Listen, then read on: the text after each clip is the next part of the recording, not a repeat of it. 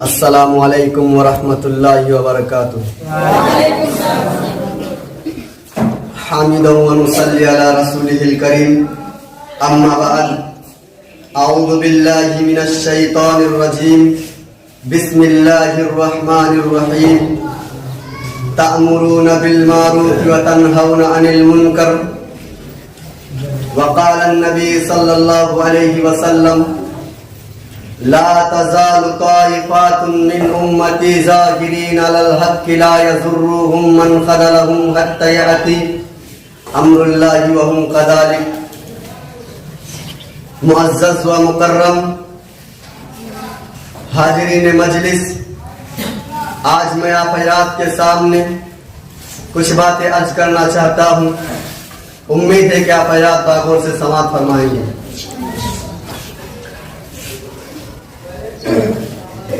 معزز سامعین اکرام، علماء اکرام نے وہ حیرت انگیز کارنامے انجام دیے جن کو تاریخ کبھی فراموش نہیں کر سکتی. علماء اکرام کو برا بھلا کہنا ناجائز اور باطل ہے. علماء اکرام کو برا بھلا کہنا خداوند قدوس کی مخالفت ہے. علماء اکرام کو برا بھلا کہنا رسول کی مخالفت ہے. علماء اکرام کو برا بھلا کہنا کتاب اللہ سنت رسول کے خلاف ہے. معزز سامعین، کیونکہ علماء انبیاء کے وارث ہیں. العلماء ورثۃ الانبیاء، علماء انبیاء کے وارث ہیں. مشکوٰۃ شریف کی حدیث ہے، جناب محمد الرسول اللہ صلی اللہ علیہ وسلم نے فرمایا کہ اے لوگوں، میرے صحابہ کے بارے میں اللہ سے ڈرتے رہنا، میرے بعد ان کو اعتراضات کا نشانہ مت بنانا. جو ان سے دشمنی کرے گا تو مجھ سے دشمنی کی بنا پر مجھ سے دشمنی کرے گا، اور جو ان سے محبت کرے گا تو اس نے مجھ سے محبت کی بنا پر مجھ سے محبت کرے گا، اور جو ان کو دکھ دے گا تو اس نے مجھ کو دکھ دیا، اور جس نے مجھ کو دکھ دیا پس اس نے اللہ کو ستایا، اور جو اللہ کو ستائے گا ان قریب اللہ پاک ان کو عذاب میں گرفتار کرے گا. معزز سامعین اکرام، ہندوستان کے اندر میں ایک ایسا جماعت جنم لیا ہے جو نام کی اسلامی ہے. وہ ہمیشہ انبیاء علیہ السلام کے خلاف، اسلام کے خلاف، علماء کرام کے خلاف آوازیں اٹھاتے ہیں، علماء کرام پر الزام لگاتے ہیں، ان پر بہتان لگاتے ہیں. جیسا کہ اس دور حاضر میں مولانا جب جس کو جیل کے اندر میں ڈالا گیا ان کو 10 سال کی سزا سنایا گیا، اور نہ جانے ان پر کتنے الزام لگائے گئے. یہی نہیں اور کتنے علماء کرام پر الزام لگاتے ہیں. میرے پیارے بھائیوں، اللہ کے نبی صلی اللہ علیہ وسلم نے فرمایا لا تزال طائفات من امتی ظاہرین علی الحق لا یضرهم من خذلهم حتی یاتی امر اللہ وهم کذالک. میری امت کا ایک گروہ ہمیشہ حق پر قائم و دائم رہے گا، انہیں باطل طاقتیں نقصان پہنچانے اور بدنام کرنے کا ایڑی چوٹی کا زور لگا دے گی، مگر پھر بھی انہیں ذلیل و رسوا نہیں کر سکے گی یہاں تک کہ قیامت قائم ہو جائے گی. میرے بھائیوں، علماء کرام سے مخالفت کرنے والوں کان کھول کر سن لو. علماء کرام کو تم جیل کے اندر میں ڈالو گے، کتنے تو جیل کے اندر میں ڈالو گے جیل بھر جائے گا. علماء کرام کو گولی مارو گے تمہارے گولے ختم ہو جائیں گے. علماء کرام کو ایک ہاتھ اور پوچھ نہیں کہ کاٹو گے مٹ جائے گا. علماء کرام تو بڑھتا ہوا پودا ہے، جتنا کاٹو گے اتنا بڑھے گا، جتنا چھانٹو گے اتنا پھیلے گا. کیونکہ علماء کرام نے اپنے سینوں کے اندر میں قرآن کو حفاظت رکھا ہے، اور قرآن کی ذمہ خود اللہ رب العالمین نے لیا ہے. اِنَّا نَحْنُ نَزَّلْنَا الذِّكْرَ وَإِنَّا لَهُ لَحَافِظُونَ.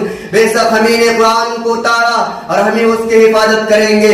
میرے بھائیوں، اس لیے اگر تم علماء کرام کو مٹانے کی کوشش کرو گے خود جل کر بھسم ہو جاؤ گے، نہیں جلا پاؤ گے علماء کرام کو. یقین نہیں ہو رہا ہے 1950 عیسوی کی تبلیغی جماعت کی ان تاریخ کو پڑھو.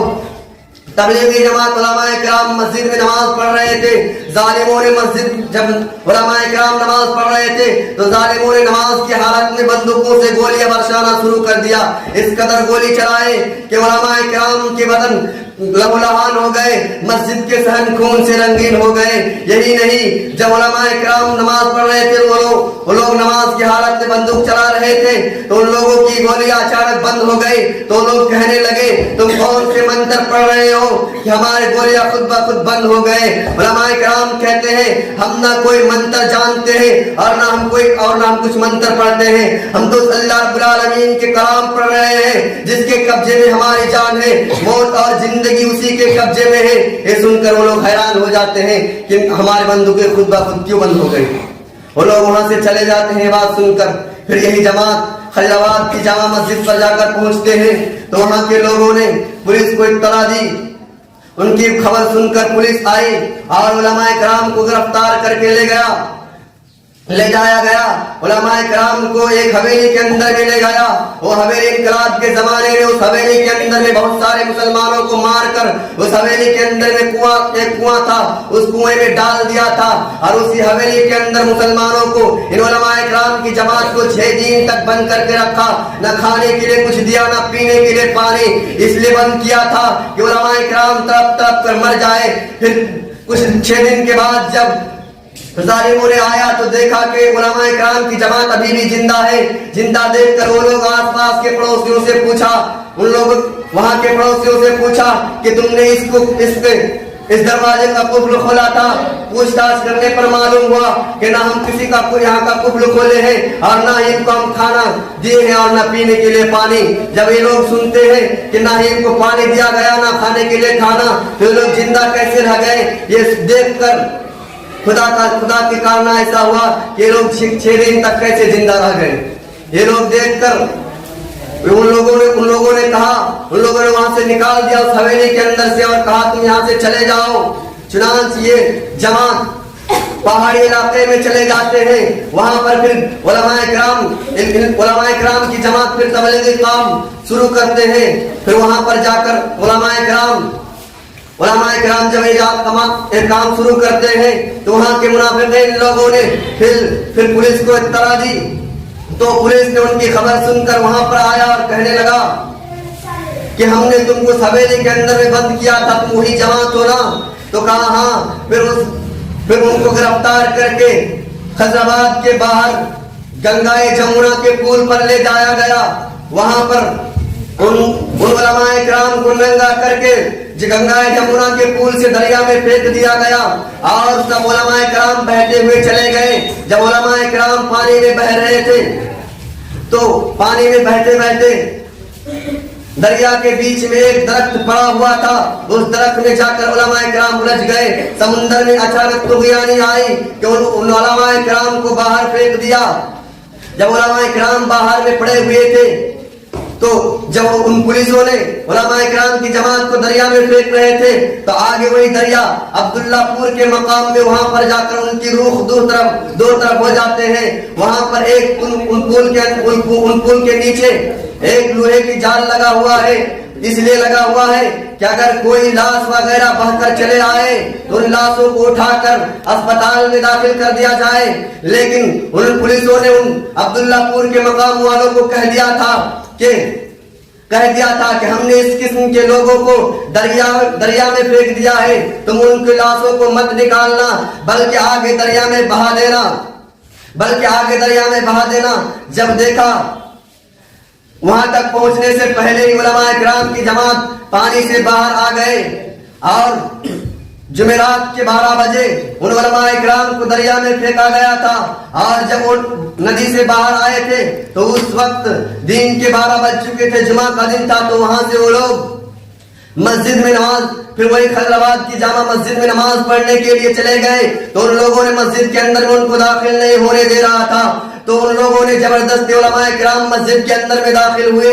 جب زبردستی مسجد کے اندر میں داخل ہوئے تو پھر وہاں کے پولیس کو معلوم ہوا تو انسپکٹر کرتار سنگھ نے پولیس کو بھیج دی اور ان کی پہرہ داری کے لیے بھیجا. اور جب پولیس آئی تو مسجد کے گیٹ میں کھڑا ہو گیا اور بندوقیں تان کر کھڑے رہے کہ اگر کوئی بھی مسجد سے نکالنے کی کوشش کرے گا تو ہم ان کو گولی کا نشانہ بنا کر مار دیں گے. یہ سن کر مسجد کے سارے لوگ حیران ہو گئے اور کہنے لگے تم ہم لوگوں کو بھی مرواؤ گے, تمہارے ساتھ کیا. ان لوگوں کو لان تان کرنے لگا. چنانچہ علماء کرام اسی مسجد میں ذکر میں مشغول تھے کہ اور بہت سارے پولیس آ گئی اور ان لوگوں نے دیکھا کہ ہم نے اسی جماعت کو حویلی کے اندر میں بند کیا تھا, ہم نے اسی جماعت پر مسجد میں گولی برسائے تھے, انہی جماعتوں کو ہم نے انہی علماء کرام کو ہم نے پول پر سے دریا پر پھینکا تھا. یہ آخرکار بچ کیوں جاتے ہیں؟ پوچھ تاچھ کرنے پر معلوم ہوتا ہے کہ علماء کرام کے ساتھ ہمیشہ کوئی ایک زبردست غیبی طاقت موجود رہتے ہیں جو ان کو ہر حال میں بچا رہی ہوتی ہے۔ میرے بھائیو، مولانا جل جس نے کیا کیا تھا، یہی کیا تھا نا، بلغوا انی ولو آیا، انہی حدیث کا مقلب بنا رہے تھے۔ وہ جو جانتے تھے لوگوں تک پہنچا رہے تھے، تبھی ان لوگوں کو جو جانتے تھے وہ لوگوں تک پہنچا رہے تھے، تبھی جس کی وجہ سے مولانا جل جس کو جیل کے اندر میں ڈالا گیا